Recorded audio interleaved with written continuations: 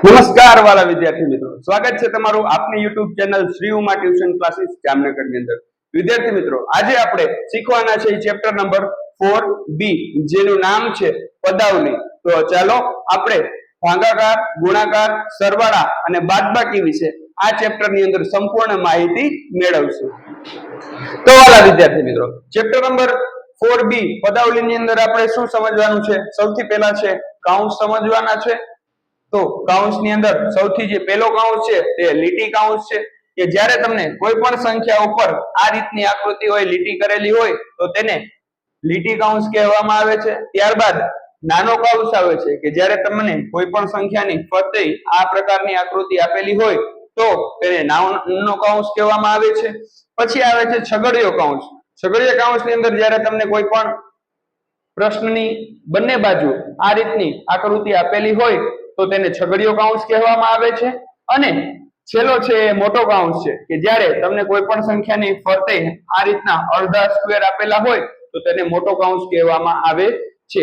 વિદ્યાર્થી મિત્રો, કાઉન્સનો ઉપયોગ છે આપણે ક્રમબદ્ધ પદ્ધતિસર કોઈ પણ ભાગાકાર, ગુણાકાર, સરવાળા અથવા કે બાદબાકી કરવાની અંદર છે આપણે મદદરૂપ થાય છે। હવે જે બીજો ટોપિક છે આપણો આ વિડિયોની અંદર તો તે છે ભા, ગુ, સ અને બા। ભા એટલે ભાગાકાર, ગુ એટલે ગુણાકાર, સ એટલે કે સરવાળો અને બ એટલે કે બાદબાકી।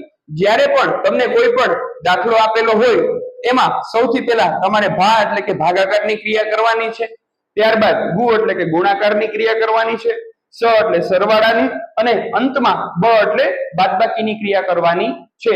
વિદ્યાર્થી મિત્રો, તો જ્યારે પણ તમે સ્ટેપ 1 અને સ્ટેપ 2 બંને કરો તો તમારો સમ છે સહેલી રીતે સોલ્વ થઈ શકે છે। તો હવે આપણે અમુક દાખલા જોશું કે જેની અંદર તમે ઊંડાણપૂર્વક સમજી શકો કે આ ચારે ચાર કાઉન્સનો આપણે ઉપયોગ કઈ રીતના કરી શકીએ અને જે ભાગુ, સબા, ભાગાકાર, ગુણાકાર, સરવાળો અને બાદબાકી પદ્ધતિ છે એને કઈ રીતે વધારે વાપરી શકીએ। તો વિદ્યાર્થી મિત્રો, સૌથી પહેલો દાખલો જોઈ એની અંદર સૌથી પહેલા તમારે શું જોવાનું છે કે કઈ કઈ સંખ્યાની અંદર છે કાઉન્સ કરેલા છે।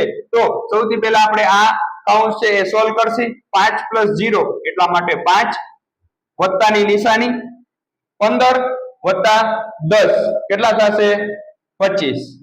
તો 25 ની નિશાની અને છેલ્લે છે ગુણાકારની સાથે 0।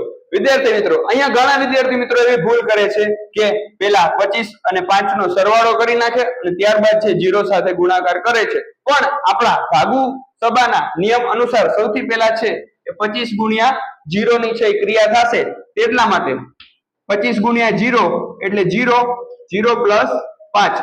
હવે 0 + 5 કરીએ એટલે જવાબ તમારો શું આવી જશે? 5। તો આ દાખલો છે આપણે આ રીતે ગણી શકીએ છીએ। હવે બીજા દાખલાની વાત કરીએ વિદ્યાર્થી મિત્રો, આ છે ને મોસ્ટ આઈએમપી દાખલો છે। દર વખતે નવોદયની પરીક્ષાની અંદર આ દાખલો હોય છે અને હોય જ છે અને વધારેમાં વધારે પડતા વિદ્યાર્થી આ દાખલાની અંદર જ ભૂલ થાય છે, એટલા માટે સરખી રીતે સમજજો। સૌથી પહેલા છે આપણે ભાગાકારની નિશાની આપેલી છે, પછી સરવાળાની, પછી ગુણાકાર અને છેલ્લે છે બાદબાકીની। આપણા ભાગુ સબાના નિયમ અનુસાર સૌથી પહેલા કઈ ક્રિયા કરવાની હોય છે? ભાગાકારની। ઓકે, તો સૌથી પહેલા છે ભાગાકાર કરશી। 6 ભાગ્યા 6, 6 એકા 6 એટલા માટે આનો જવાબ શું આવશે? 1 પ્લસ ની નિશાની 6 ગુણ્યા 6, છાએ છાએ કેટલા થઈ જાય? 36। ઓકે, 36 - 6। હવે ભાગાકાર અને ગુણાકાર છે એ થઈ ગયો। હવે વધ્યું શું આપણી પાસે? સરવાળો અને બાદબાકી। તો સૌથી પહેલા આપણે કરશી સરવાળો। તો 36 + 1 એટલે કેટલા થાય? 37। 37 - 6। ચલો હવે આની બાદબાકી કરી તો કેટલા આવે? 31। તો આ છે તમારો જવાબ આવી ગયો। વિદ્યાર્થી મિત્રો, લખવું હોય તો લખી લેજો। આ મોસ્ટ એટલે મોસ્ટ આઈએમપી દાખલો છે। દર વખતે નવોદયની પરીક્ષામાં ક્યાંક ને ક્યાંક તો આ દાખલો પૂછાય જ છે અને વિદ્યાર્થીઓને આ જ દાખલાની અંદર સૌથી વધારે ભૂલ પડે છે। ચાલો એના પછી વાત કરીએ ત્રીજા દાખલાની અંદર। તો આની અંદર ગુણાકાર, બાદબાકી અને ભાગાકાર આપેલા છે, સરવાળો નથી આપ્યો, તો શું કરશી? તો નિયમ અનુસાર જ સૌથી પહેલા છે ભાગાકારની ક્રિયા, પછી ગુણાકારની ક્રિયા। તો ભાગાકારની ક્રિયા કરી તો 10 ભાગ્યા 5 એટલે કેટલા થાય? 5 દુ 10 એટલે અહીંયા કેટલા આવશે? 2। ઓછાની નિશાની 15 ચોક કેટલા થાય 60 એટલા માટે અહીંયા આવશે 60 સરવાળાની નિશાની નથી આપેલી એટલે સરવાળો આપણે કરવાનો આવશે નહીં સીધો બાદબાકી 60 માંથી 2 જાય કેટલા વધે 58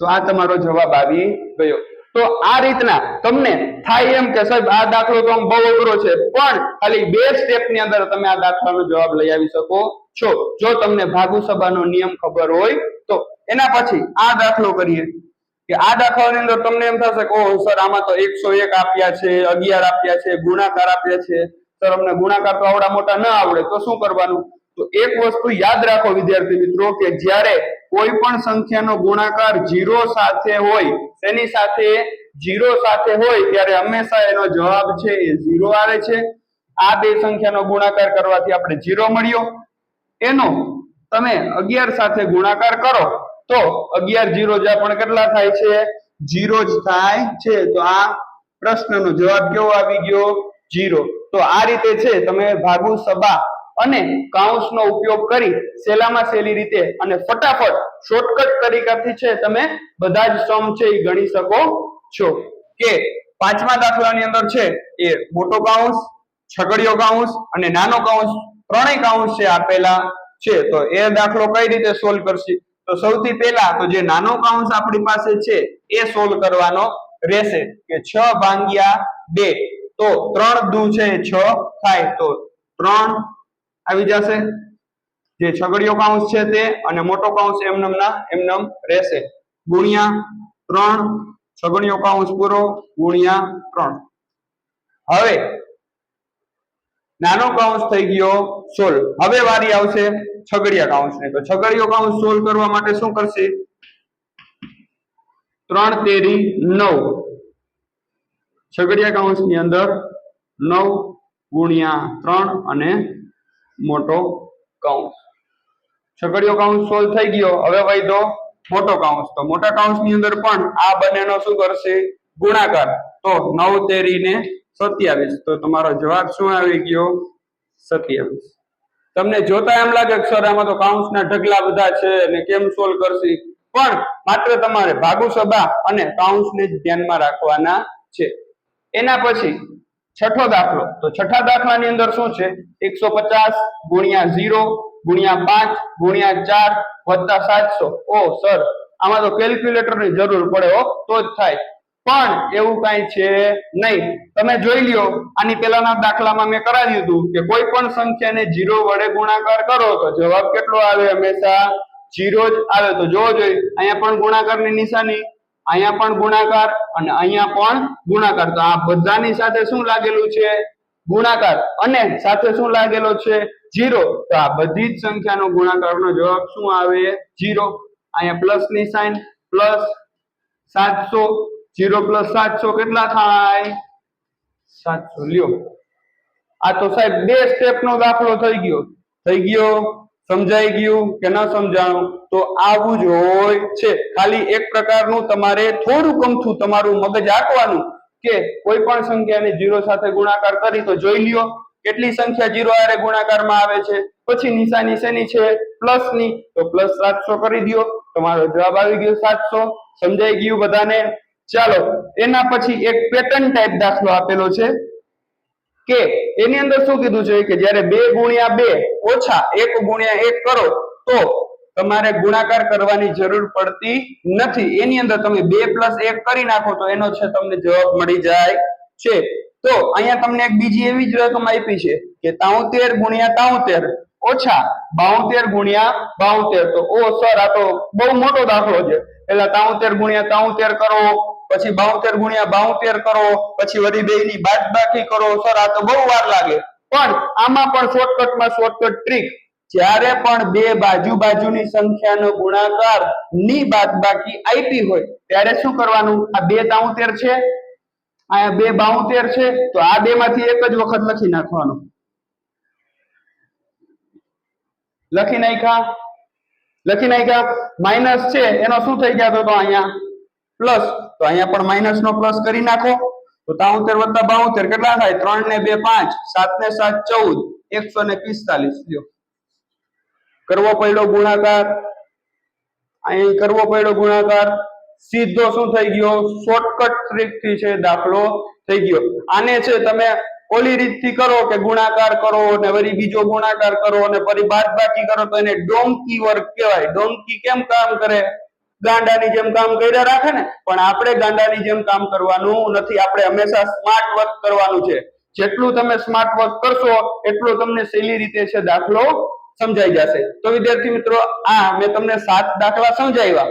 તો એના ઉપરથી 8મો દાખલો છે એ તમારે જાતે કરવાનો છે અને આ દાખલાનો જવાબ હું નહીં આપું, તમારે મને કોમેન્ટમાં છે આ દાખલાનો જવાબ જણાવવાનો છે. તો વિદ્યાર્થી મિત્રો, અહીંયા આપણું ચેપ્ટર નંબર 4B છે એ કમ્પ્લીટ થઈ ગયું. જો તમારે આવા જવાહર નવોદય અને સૈનિક સ્કૂલના વિડીયો જોવા હોય તો આપણી channel Shri Uma tuition classes જામનગરને લાઈક, શેર અને સબસ્ક્રાઇબ કરો અને તમારા બધા જ મિત્રોની અંદર શેર કરો.